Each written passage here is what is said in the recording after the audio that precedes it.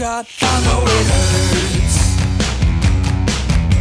Bullied by the cool kids on the first day of school, I know it hurts so bad. Let it go, let it go. You'll be better off without our breaks. We don't care if you know, we will never let you go. Can't take any more, I'm under control. We will fight all the time, we'll punch you if you're feeling fine. Yeah, you will go on as long as you want.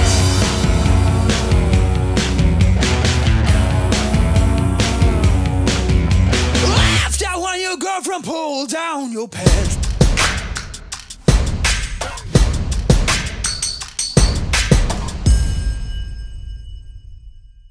Today we're testing out the Honda Rebel CMX500 2023 model year. This is the bike right here. I have to tell you, this is a special edition, or this is the special edition. You're wondering now, why is this a special edition? Because first of all, it costs more. Spain, it costs 350 euro more. You get this fairing here. The fairing for the headlight is included. Then also these ones right here, these protectors here, they are included, and the seat is different as well. The special edition you can only get, at least in Spain, you know, colors also vary from country to country, but in Spain you can only get the special edition in this color. It's kind of like a little, I don't know, brownish color, brownish metallic color. Not too bad actually in the sun. Looks pretty nice as it stands here, but you cannot get it in any other colors. The regular edition you can get in three or four other colors. The only brighter color I think is white, and then there are lots of black and dark gray and whatever colors, you know. Anyways, yeah, let's get to the controls and the display. So on the left hand side we have the clutch lever, which is fairly light. There's no problem with operating it. We have a big switch here for the light switch. For high beam, low beam, we have a horn switch here. We have a blinker switch right here. And actually I forgot to tell you, we also have a passing light switch if you just press this button here. On the right hand side we have the throttle, we have the brake lever for the front disc brake. We have a emergency cutoff switch here, we have a hazard light switch here, and we have a starter button right there. So when it comes to the display, I have to tell you the truth, this is one of the things I don't really like about this bike. And I'm not sure if my camera will actually focus on it, because the contrast is very low. I know that you can turn up the brightness a little teeny tiny bit. I don't know how though, to be honest, but I know that it is possible very lightly or slightly, but it is very difficult to see, to be honest. On top we have a clock, then on the left hand side we have the gear indicator, to the right we have the speedometer. Underneath we have the data field here, where you can show like the total mileage and trip and so on. And underneath we have the tank capacity indicator. We have some indicator lights here about oil and stuff like that. Unfortunately, we do not have an RPM counter in the display, and we do not have a coolant temperature gauge in the display.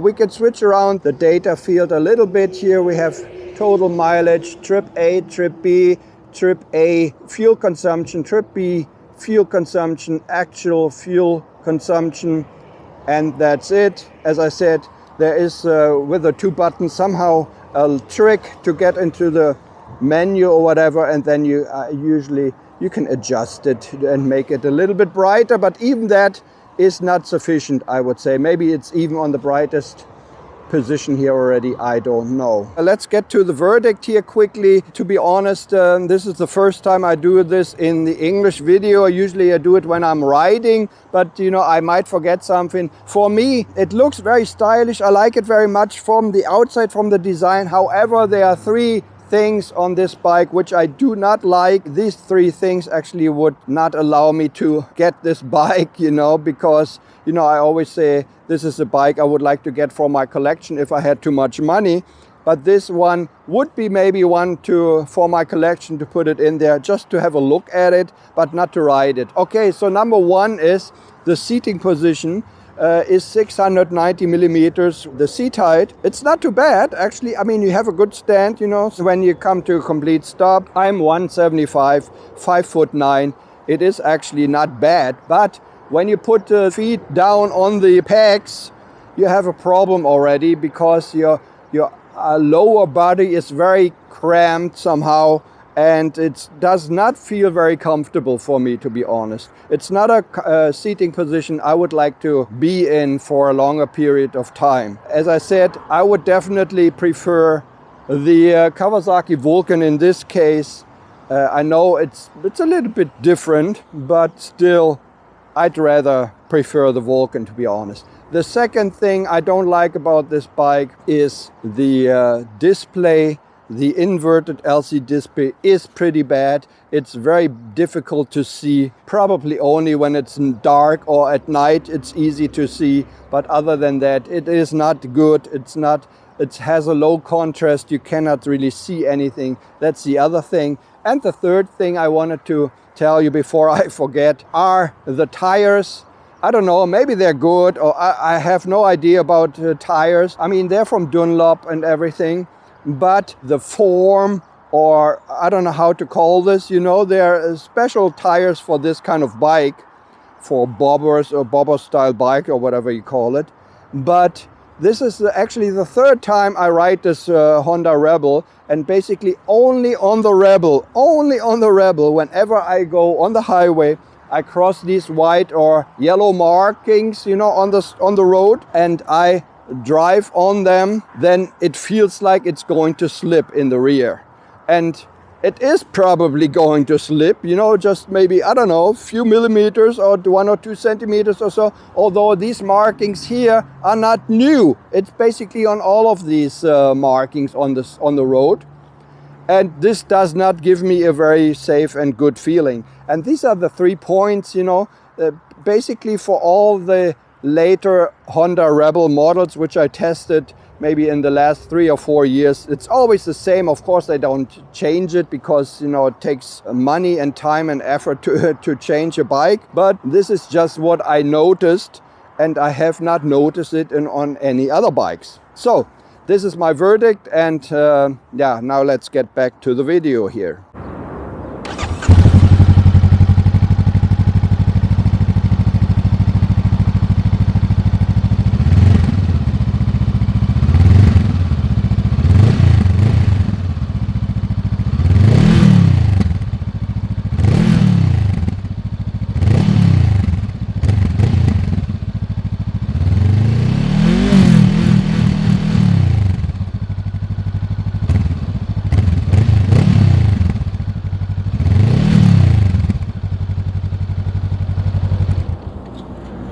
So this is the beautiful Honda Rebel CMX500 2023 model year, and we'll take it out for a little spin. Let's go. So in order to get things started here on this Honda Rebel, the key is actually not in the front, no, it is on the side here, and we have to turn it on. And yeah, this is customary kind of for a custom bike like this, but personally I don't like this position. I'm always afraid that it will fall off or something, or someone will snatch it from the side or so while you're riding, or while standing at a traffic light or so. But yeah, okay, that's just the way it is, and how they think things are pretty cool, huh? Anyways, we are neutral. We can start it up now here. Also another thing that which I noticed, okay, you have a good stand because it's fairly low, as I said before, but the weight distribution is somehow, or the center of gravity, I don't know where it is, high, low, but it you know, at a certain point here, like here, already it's not, as you can see, it's not very tilted. You feel like it's already going to fall over. So actually, there are 4 points on my agenda which I don't like about this bike. But still, from the outside design And from the power, I do like it very much. Also, the sound is not bad with a standard exhaust. So, well, let's go.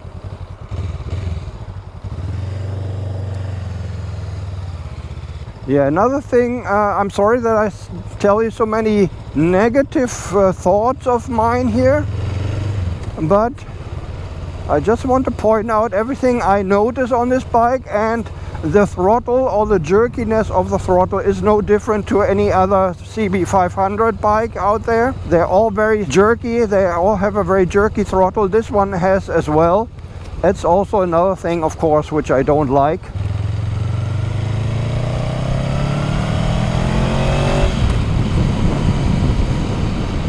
Wow, this bicyclist behind me, he is very fast. So if I don't watch out, he will pass me. Anyways, as maybe you can hear it, I don't know, sometimes in the video you can hear it, sometimes you can't. The sound is pretty nice from the stock exhaust. The acceleration is pretty nice from down below, although according to the specs or spec sheet from Honda, it does not go all the way up to a very high speed or max speed compared to the other ones, the other CB500s, but still, I mean, you don't really want to go that fast on the freeway or so with this one anyway.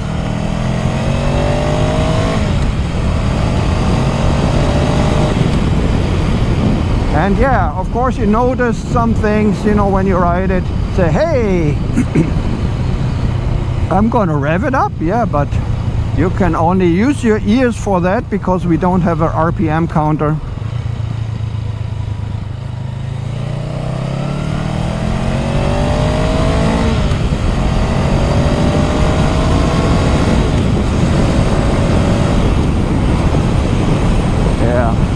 Pretty easy and nice and quick to get up and go. I do like the fact, but that's there are 3 points basically which I don't really like about this bike. Maybe it's nitpicking or so, but for me there would be a no-go somehow. I do like the design, but I also like the design of the Kawasaki Vulcan, and therefore I guess I would rather get the Vulcan instead of this one. I'm not sure about the price difference. Maybe Vulcan is a bit more powerful still, but also a bit more pricey. Maybe 1,000, 1,500 or so for the Vulcan, I'm not sure. Yeah, so at higher speeds, as I said before, we have the special edition here. We have a little teeny tiny fairing for the headlight. However, this does not really help with the wind flow, not much I would say, because you get all the wind on your helmet here. So it's just more like a stylish kind of addition that you can put on your bike here, but it doesn't really help, and it's not really practical, I would say.